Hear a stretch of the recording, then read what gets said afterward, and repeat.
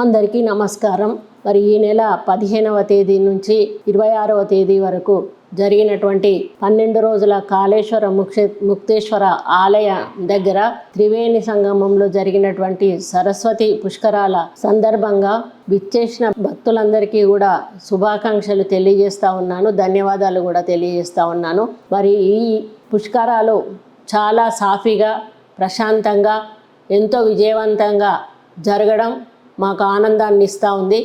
మరి ముఖ్యమంత్రి రేవంత్ రెడ్డి గారు దీనికి సరిపోయే వసతులకు కావలసిన నిధులను మంజూరు చేయడం వలన మేము అన్ని సౌకర్యాలు కూడా భక్తులకు కల్పించగలిగినాము. అక్కడ స్థానిక శాసనసభ్యులు, మంత్రి అయినటువంటి దుద్దిల శ్రీధర్ బాబు గారు ప్రత్యేక దృష్టి సారించి మరి దాదాపు 3 నెలల నుంచి కూడా కార్యక్రమాలు చేపట్టి భక్తులకు అన్ని సౌకర్యాలు కల్పించడం జరిగింది.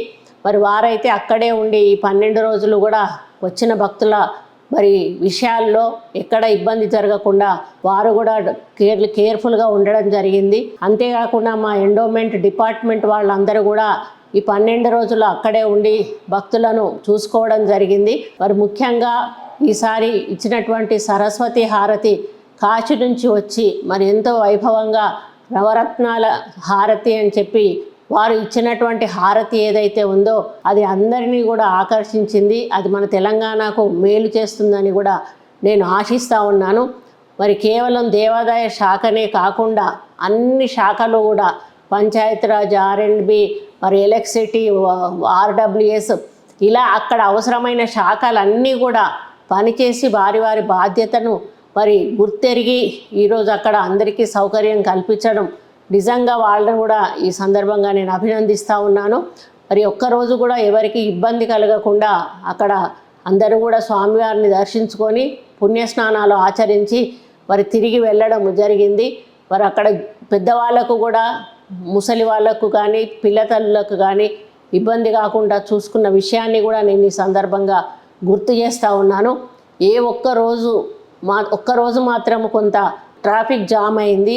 దాన్ని ప్రతిపక్షాలు ఒక పెద్ద ఇష్యూ చేస్తూ సోషల్ మీడియాలో ట్రోల్ చేయడం అనేది చాలా బాధాకరం.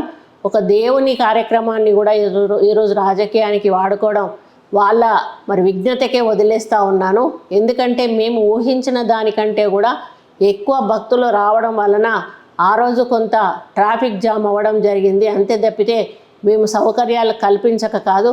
కాబట్టి మేము గర్వంగా చెప్పుకుంటా ఉన్నాము, ఈ సరస్వతి పుష్కరాలు చాలా విజయవంతంగా జరిగాయి. మేము ఊహించిన దానికంటే ఎక్కువ సంఖ్యలో దాదాపు 30 లక్షల మంది భక్తులు ఈరోజు మరి ఈ యొక్క పుణ్యస్నానాలు చేసి కాళేశ్వర ముక్తేశ్వర స్వామిని దర్శించుకొని వారి యొక్క మొక్కులు చెల్లించుకొని వెళ్ళడం జరిగింది. మళ్ళీ అంటే తెలంగాణ వచ్చిన తర్వాత ఇది మొదటి పుష్కరం.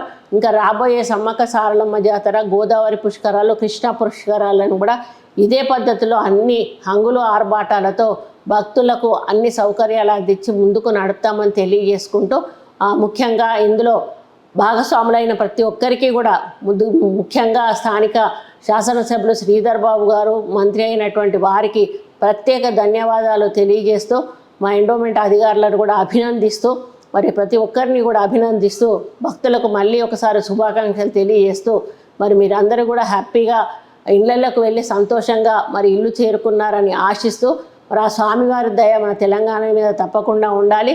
రాబోయే రోజుల్లో మన తెలంగాణ ఇంకా అభివృద్ధి చెందాలి అని కోరుకుంటూ సెలవు తీసుకుంటా ఉన్నాను. నమస్కారం.